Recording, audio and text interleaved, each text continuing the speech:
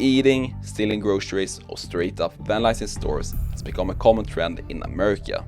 Stolen products have been seen on Facebook Marketplace, on the street during broad daylight, and for some reason on social media. Gen Z, my generation, is of course a part of this and started posting boring hauls on social media, which is them basically flexing the products they have stolen.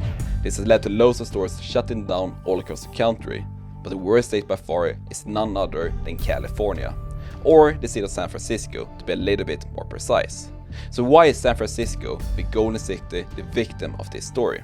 Well, the short answer is because of Proposition 47. State lawmakers will consider a push to repeal California's controversial Prop 47 law. Prop 47 is what voters passed 8 years ago. Repeal Prop 47 failed. Everyone's pointing to Prop 47. What Prop 47 did was take very low-level crimes like petty theft, petty drug offenses, petty larceny, and classify them as misdemeanors rather than felonies.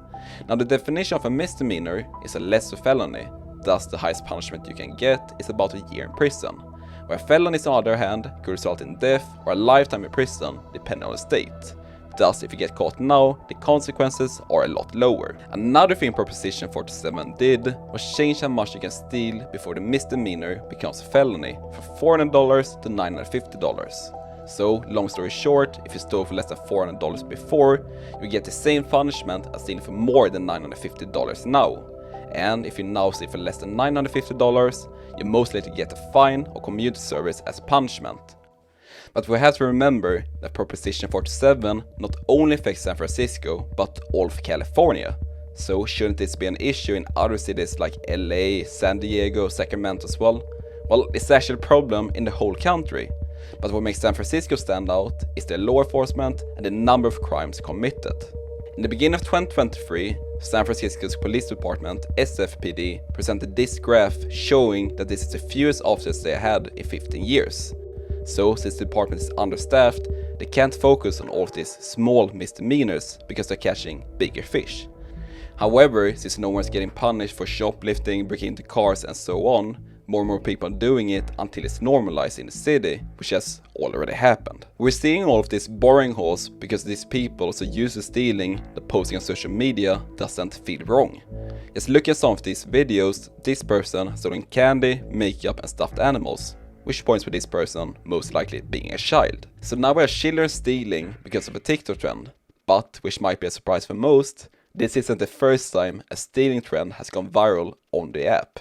Do you remember the Devious Lick trend for 2021 when children would take progressively more and more valuable stuff from schools? It started out small with people stealing soap or hand sanitizer machines, but it quickly escalated to doors, toilet stand walls, projectors, and some even got arrested. Since every high schooler saw these videos all the time, stealing was seen as something fun rather than bad. And now the exact same thing is happening, but for even younger people. So what's the solution to these issues? Well, from an individual perspective, people started leaving the car trunks open to avoid the windows getting smashed. I leave my car door open so that there's nothing in my car, and they can see that there's nothing to take. And someone has designed an app to let people know which streets are the worst to park on. Calculated the number of car burglaries per parking space using police crime stats and its own parking data. The result?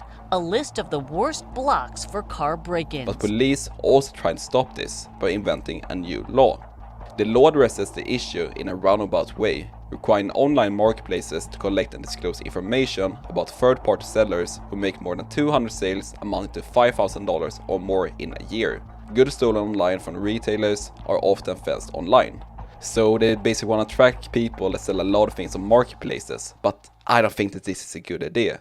Once you're close to reaching that limit, you just create a new account, and this won't stop people from selling on the street as we saw earlier. And companies aren't buying this either. Loads of big chain stores like Walmart and Target has tried to put out security guards to prevent shoplifting, but this isn't really working. Security guards like Kevin Greathouse are told not to physically engage with those shoplifting. It's going to be lawsuits.